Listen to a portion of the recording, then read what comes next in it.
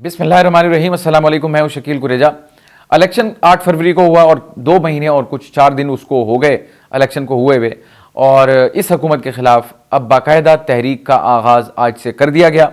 और उस तहरीक के अंदर 6 जमातें शामिल हैं।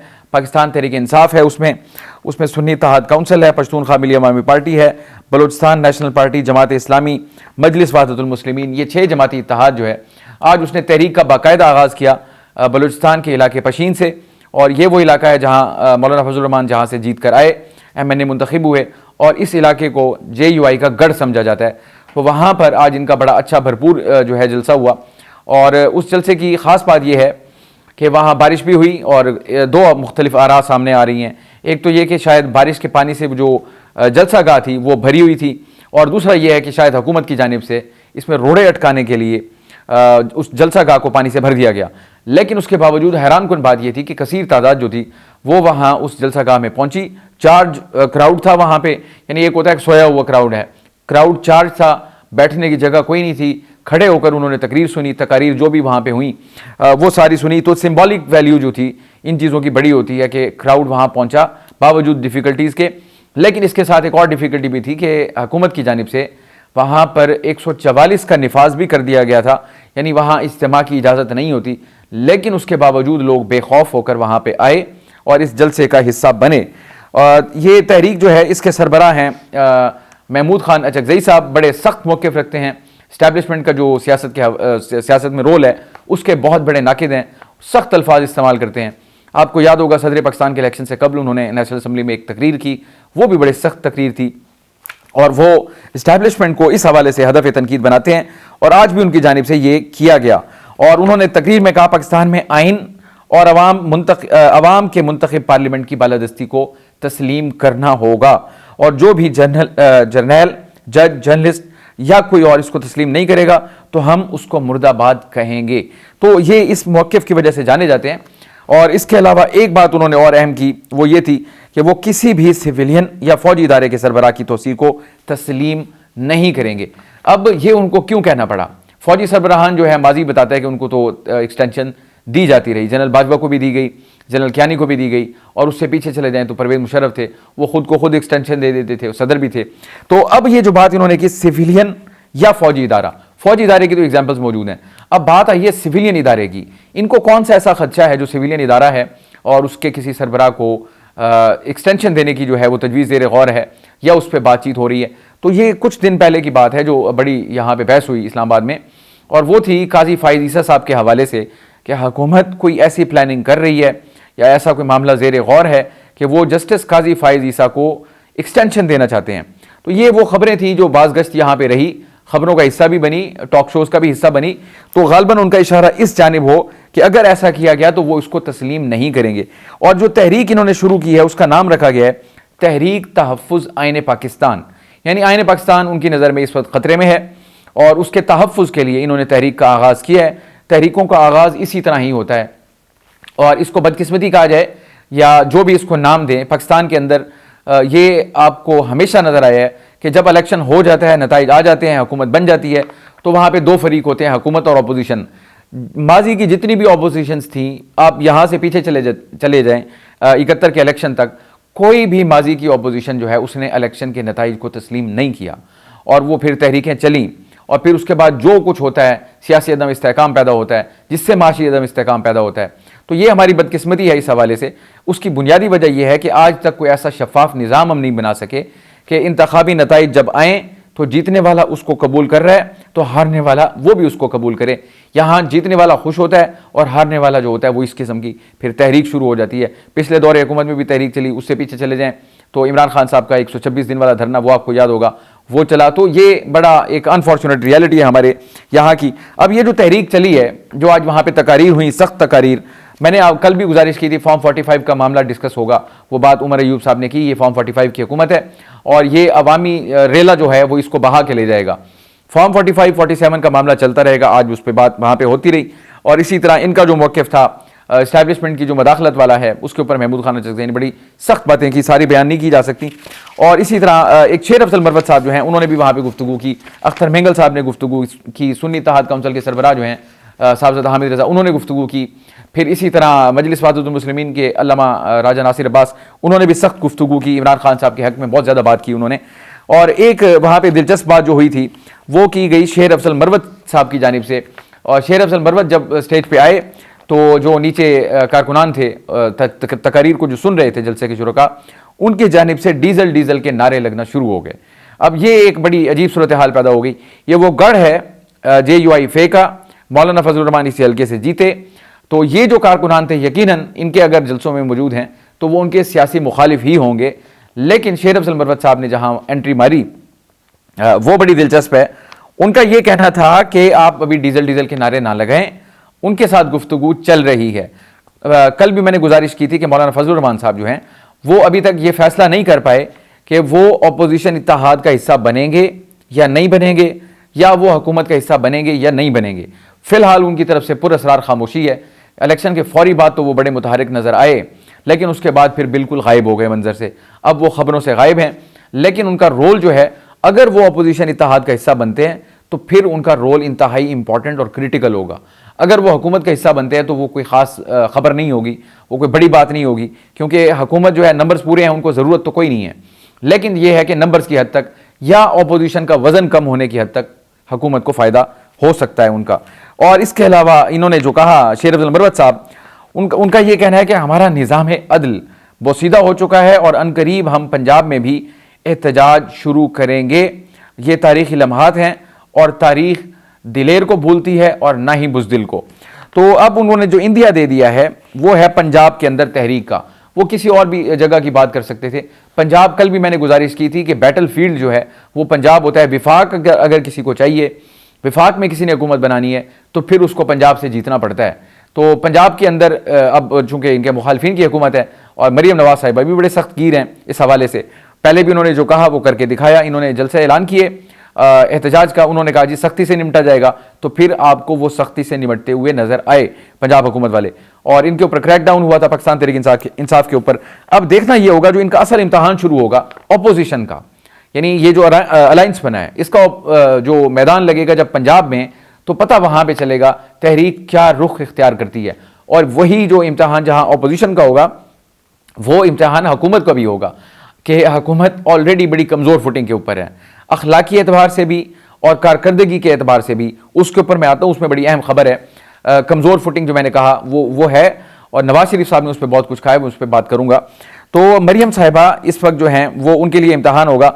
एक तो उनका पहला दौरे हुकूमत यानी इक़्तिदार की उनकी पहली सियासत होगी, पहली इनिंग्स होगी। और फिर तहरीक इंसाफ की जो अपोजिशन है वो बड़ी सख्त अपोजिशन है। और अब तो ये अलाइंस होगा 6 जमातों का। तो ये पंजाब के अंदर जब आएंगे तो फिर पता चलेगा कि सूरत हाल या इनकी तहरीक क्या रुख इख्तियार करती है। अगर हुकूमत की जानिब से बहुत ज़्यादा सख्ती की गई तो सूरत हाल यकीनन फिर ख़राब होगी, और जब सूरत हाल ख़राब होगी तो वो अपोजिशन के फ़ायदे में जाएगी और हुकूमत के नुकसान में जाएगी। तो इसलिए बड़ी ट्रिकी सिचुएशन होगी बिलखुसूस हुकूमत के लिए। देखेंगे आने वाले दिनों में क्या होगा।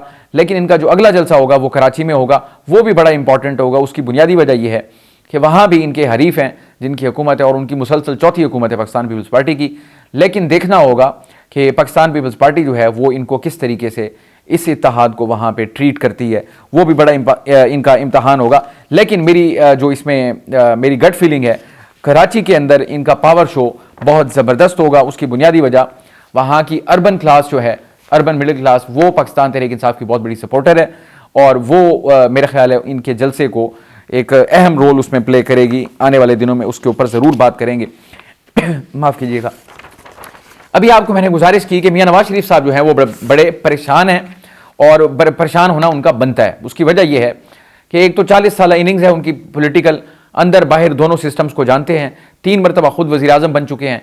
वज़ीर आज़म जो बंदा बनता है उसकी टेबल के ऊपर सुबह रोज़ाना एक रिपोर्ट रखी जाती है, वो बड़ी इंपॉर्टेंट रिपोर्ट होती है जो इदारों की जानिब से रखी जाती है। तो इनको अंदर बाहर सारा कुछ पता है कि निज़ाम कैसे चलता है। और फिर ये अगर मैं कहूँ कि डसे भी गए तीनों अदवार में तो वो भी शायद गलत ना हो। इनका आखिरी दौर भी जो कुछ गुजरा, उससे पिछला, फिर उससे पिछला, तो ये सारी तारीख है। मेरा ख्याल है तजर्बे के एतबार से अंदर और बाहर का, यानी हुकूमत का और अपोजिशन का, नवाज शरीफ का यानी कोई मुतबादिल नहीं है। तजर्बे के एतबार से मैं कह रहा हूँ कि जिस तरह उन्होंने सियासी इनिंग्स खेली। लेकिन आज एक खबर रिपोर्ट हुई और उस खबर का हवाला ये दिया गया कि गुज़श्ता चंद दिन में नवाज शरीफ साहब की कुछ सहाफ़ियों से भी मुलाकातें हुई और जो पार्टी के अंदर मुलाकातें हुई, तो ज़राए ने फिर उनकी खबर निकाली और ख़बर लगाई और वो पब्लिश हुई आज। बल्कि एक अखबार की, वो दुनिया अखबार की जो है वो सुपर हेडलाइन थी, सुपर लीड थी।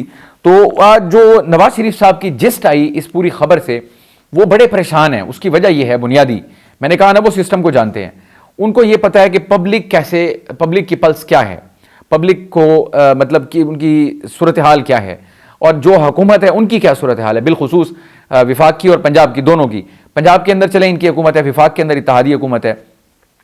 और सबसे कोर जो नवाज शरीफ का नुक्ता है वो है डिलीवरी, अवाम के मसाइल, उनकी जो प्रॉब्लम्स हैं, बिजली के बिल, गैस के बिल, महंगाई, ये 3 बुनियादी चीज़ें हैं।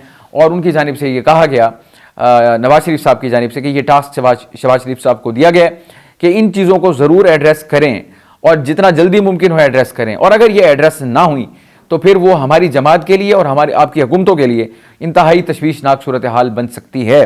तो नवाज शरीफ साहब जो हैं, फिर उनसे क्वेश्चन हुआ कि आप अवाम के अंदर क्यों नहीं निकले, तो आप अवाम को क्यों, उन्होंने कहा जी हमारे पास है क्या, यानी अब इस चीज़ को आप अंडरस्टैंड करें। वो कहते हैं क्या कर देगी मैं लेके अवाम के पास जाऊँ, यानी वो उनको इदराक है इस चीज़ का। बुनियादी नुकता इसके अंदर उनका ये था कि जो 16 माह की इनकी हुकूमत थी उसकी जो कारकर्दगी है, जो बोझ है, वो अभी तक ऑफ लोड इनसे नहीं हुआ। जब तक ये डिलीवरी नहीं देंगे और वो दाग नहीं धोएंगे, अवाम की नज़र में वो दाग हैं आपकी, चाहे जो मजबूरियां हों, लेकिन पब्लिक को रिलीफ चाहिए होता है। वो रिलीफ तो नहीं मिला था, उनको मुतवातर तकलीफ मिली थी, और वो बर्डन जो है वो शहबाज शरीफ के कंधों पर अभी मौजूद है। और नवाज शरीफ साहब ये कह रहे हैं कि मैं कौन सी कारकर्दगी है जो लेकर अवाम के अंदर जाऊं। फिर एक और उनसे क्वेश्चन हुआ जो रिपोर्ट के मुताबिक, वो ये था कि आप मतलब इलेक्शन से पहले जो उससे तनाजुर में गुफ्तगू हो रही थी कि आप क्यों नहीं निकले थे। वो कहते हैं मुझे पहले से पता चल गया था कि सिस्टम आगे क्या बनने जा रहा है, और मुझे ये पता था कि मैं वज़ीर आज़म नहीं बनूंगा। फिर उन्होंने बात को थोड़ा सा घुमाया, ट्विस्ट किया। मेरा अंदाज़ा है, उसमें मेरा तबसरा है, ट्विस्ट इस लिहाज से किया, वो ये कहते हैं मैंने कहा था कि अगर सादा अक्सरियत ना मिली तो मैं वज़ीर आज़म नहीं बनूंगा। लेकिन शायद नवाज शरीफ साहब को ये इल्म हो गया था कि उनकी हुकूमत आगे, नवाज शरीफ की हुकूमत नहीं बनने जा रही, बावजूद इसके कि शहबाज शरीफ साहब हर तकरीर के अंदर, इलेक्शन से पहले भी, इलेक्शन के बाद भी, नवाज शरीफ साहब को ही अपना कायद मानते हैं और सब कुछ उन्हीं के हवाले से कहते हैं। लेकिन नवाज शरीफ का ये कहना है कि उनको मालूम हो गया था कि वो वज़ीर आज़म नहीं बनेंगे। तो ये एक बड़ी ज़बरदस्त बात है। एक और चीज़ जो उन्होंने टच की वो बड़ी इंपॉर्टेंट है, वो ये है कि 6 जजेस के ख़त का जो मामला है, जो इस वक्त ज़ेर समात है सुप्रीम कोर्ट के अंदर, नवाज शरीफ साहब उसमें एक नया पंडोरा बॉक्स खोलना चाहते हैं। वो ये कहते हैं कि शायद उनकी पार्टी इस चीज़ पे गौर कर रही है कि जो कुछ 2017 में अदालती महाज से इनकी पार्टी से मुतालिक हुआ, यानी नवाज शरीफ की हुकूमत से मुतालिक अदालती महाज के ऊपर जो कुछ होता रहा, यानी आपको याद होगा पनामा आया, फिर बेंच बना, किस तरीके से बना। इमरान खान साहब रिकॉर्ड के ऊपर हैं कि फलाने जज साहब ने, आसिफ सईद खोसा थे, उन्होंने कहा आप इधर उधर कहाँ जा रहे हैं, आप हमारे पास लेके आएँ, हम इसको देखते हैं मामले को, पनामा वाले को। तो वो सारा रिकैप आपके सामने मौजूद है, उसमें तफसील में जाने की ज़रूरत नहीं है। नवाज शरीफ साहब अब चाहते हैं, फिर उसमें ऐड कर लें आप शौकत सिद्दीकी साहब के इल्ज़ामात को जो कि उन्होंने रावलपिंडी बार में तकरीर की थी, और अब वो विंडिकेट भी हो गए। उनके इल्ज़ामात की तहकीकात तो अगरचे नहीं हो सकी, ये बड़े अफसोस की बात है। काजी फाइज़ साहब ने भी उसकी तहकीकात तो नहीं करवाई, फैसला ज़रूर कर दिया, लेकिन उसकी तहकीकात होना ज़्यादा ज़रूरी था, वो नहीं करवाई गई। नवाज शरीफ साहब अब ये इरादा रखते हैं कि वो भी इस केस के अंदर, अदालत अगर इस केस को आगे चलाती है तो वो भी जाके फ़रीक बनने की दरख्वास्त देंगे, और उनकी दरख्वास्त इस चीज़ के हवाले से होगी कि फिर जो अगर ये इन्वेस्टिगेट हो रहा है, जो कि बहुत अच्छी बात है, होना चाहिए, तो फिर आप 2017 वाला जो मामला था उसको भी इसके साथ क्लब करें और फिर उसकी भी तहकीकात करें।